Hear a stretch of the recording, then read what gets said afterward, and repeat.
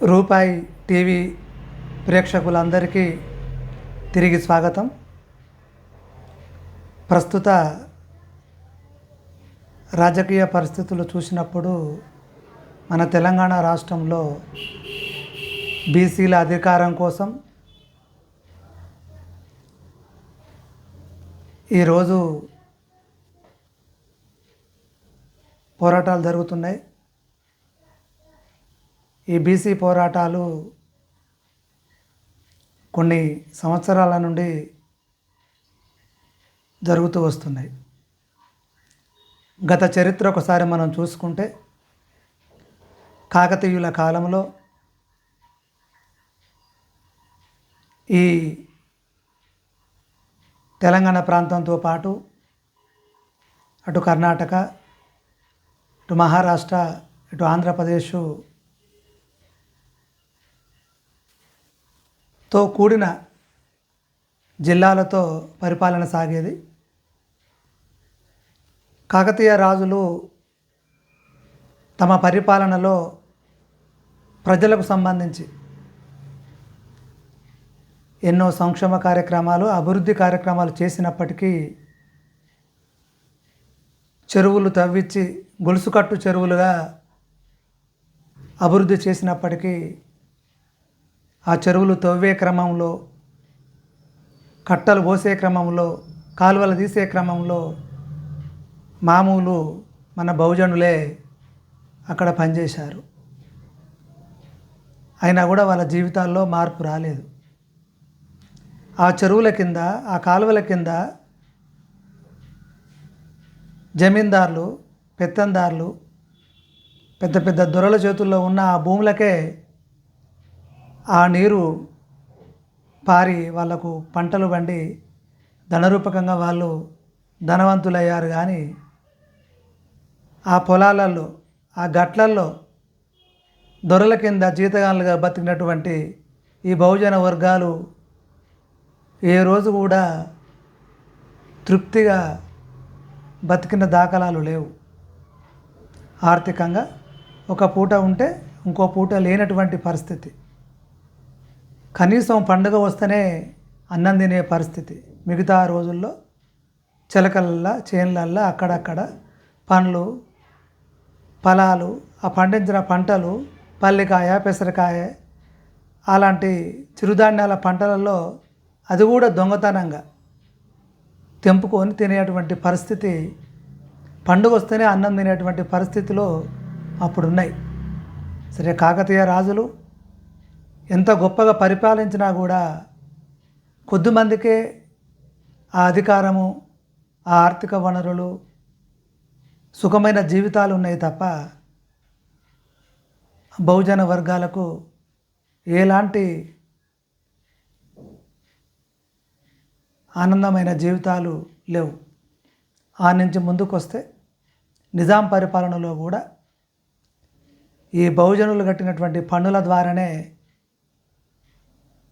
నిజాం రాజులు అభివృద్ధిలో భాగంగా వాళ్ళు కూడా గొలుసుకట్టు చెరువులు ఇంకా పూర్తిగా కాకతీయుల ఆ చెరువులను ఆధారంగా చేసుకుని వాళ్ళు కూడా పూర్తిగా ఆ పని పూర్తి చేశారు. అయినప్పటికీ కూడా కొన్ని వందల ఎకరాల భూములు అవి దొరల చేతుల్లో, అగ్రవర్ణాల చేతుల్లో, నిజాం చేతుల్లోనే ఉన్నాయి తప్ప బహుజనులు దొన్నుకుందామంటే భూమి లేనటువంటి పరిస్థితి.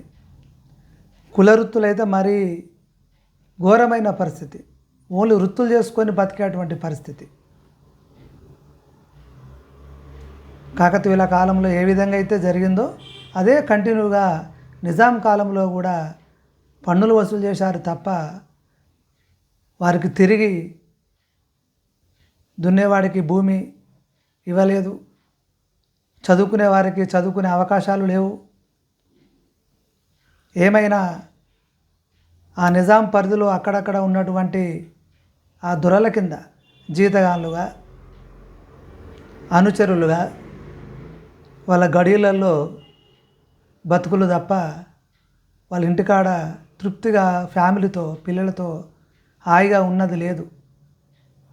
పగలనక రేయనక ఎప్పుడు ఆ దొరల, ఆ అగ్రవర్ణాల బావుల కాడ, వాళ్ళ గడిల కాడ, వాళ్ళ చుట్టూ ఉండడమే తప్ప ఏ రోజు తృప్తిగా ఉన్నటువంటి పరిస్థితులు ఈ బహుజన వర్గాలకు లేదు. ఇవన్నీ ఎట్లా జరిగినాయి? దేనికోసం జరిగినాయి? కొద్దిమంది పెత్తందారులు, దొరలు,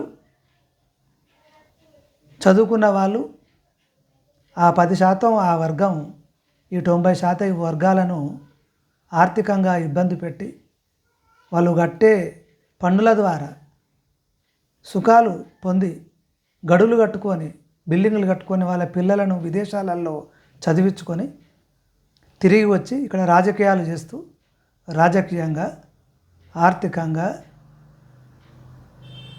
చాలా ఉన్నతమైన స్థితిలో ఈరోజు జీవిస్తున్నారు. ప్రస్తుత తెలంగాణ వచ్చిన తర్వాత కూడా పరిస్థితులు ఆ విధంగానే ఉన్నాయి.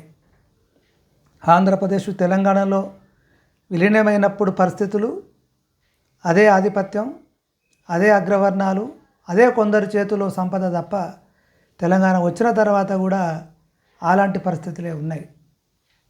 కాకతీయుల కాలం చూసుకున్నా, నిజాం కాలం చూసుకున్నా, ఆంధ్రప్రదేశ్ తెలంగాణ కలిసిన ఆ పరిపాలన చూసుకున్నా, ప్రస్తుత తెలంగాణ వచ్చిన 10 సంవత్సరాల ఈ కాలాన్ని చూసుకున్నా కూడా పరిస్థితులు మారలేదు. ఇప్పటికీ తెలంగాణలో తెలంగాణ కోసం ఆత్మహత్యలు జరిగాయి, సాయుధ పోరాటంలో ఆత్మహత్యలు జరిగాయి, సమానత్వం కోసం ఎన్నో ఉద్యమాలు వచ్చినాయి. ప్రస్తుతం బీసీ ఉద్యమం కూడా అధికారం కోసం, ఆత్మగౌరవం కోసం, ఆర్థికంగా ఈ బహుజన కులాలు ఎదగాలనే ఒక మూమెంట్ తీసుకొచ్చి ఈరోజు పోరాటాలు చేస్తున్నారు. దీనికి కూడా ఈరోజు ఈ ప్రభుత్వాలు ఇప్పటికీ ఇంత అవగాహన, ఇంత టెక్నాలజీ ఉన్నప్పటికీ కూడా మార్పు అనేది రావటం లేదు. ఇవన్నీ ఎందుకోసం జరుగుతున్నాయి? ఒక వర్గం, అది డబ్బున్న వర్గం కావచ్చు, అగ్రకులం కావచ్చు, పెట్టుబడిదారు వ్యవస్థ కావచ్చు, ఏదైనా ఒక వర్గం, ఆ 10% వర్గమే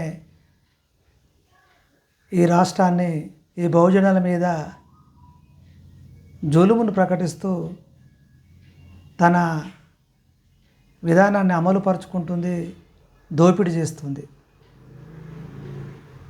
ఇవన్నీ కూడా రూపాయి కోసం, డబ్బు కోసం, ఆర్థికం కోసం, ఆధిపత్యం కోసం జరుగుతున్నాయి. మనం కూడా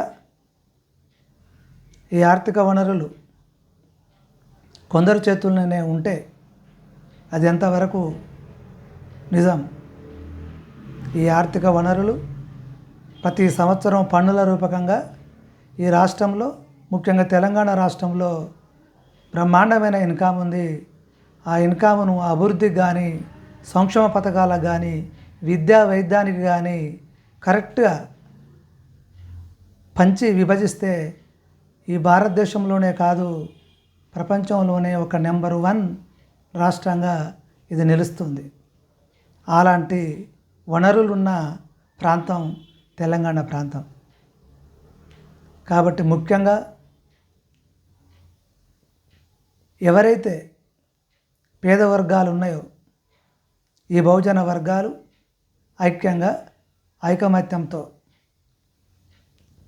ఎవరు ఈ వనరులను దోపిడీ చేస్తున్నారు, ఎవరు ఈ ప్రాంతాన్ని లూటి చేస్తున్నారు,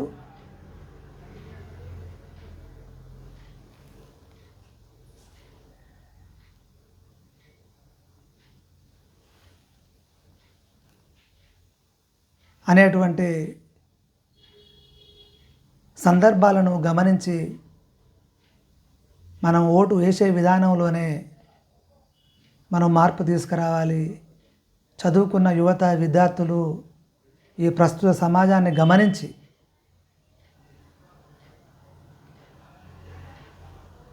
ఈ బహుజనుల ఐక్యతను ప్రోత్సహిస్తూ ఐక్యతతో ముందుకు పోయి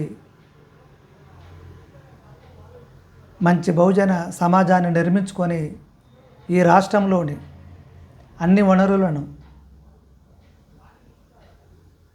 సమీకరించుకొని మంచి విద్య, మంచి వైద్యం, మంచి సదుపాయాలతో బ్రహ్మాండమైనటువంటి ఒక సంతోషమైనటువంటి తెలంగాణ నిర్మించుకోవడానికి ప్రతి ఒక్కరూ చైతన్యవంతంగా అధికారంలోకి రావడానికి, అధికారంలో ఉండేటువంటి నాయకులను, మంచి నాయకులను గుర్తించి మనం వాళ్ళను ప్రోత్సహించి అటువంటి వారికే ఓటేసి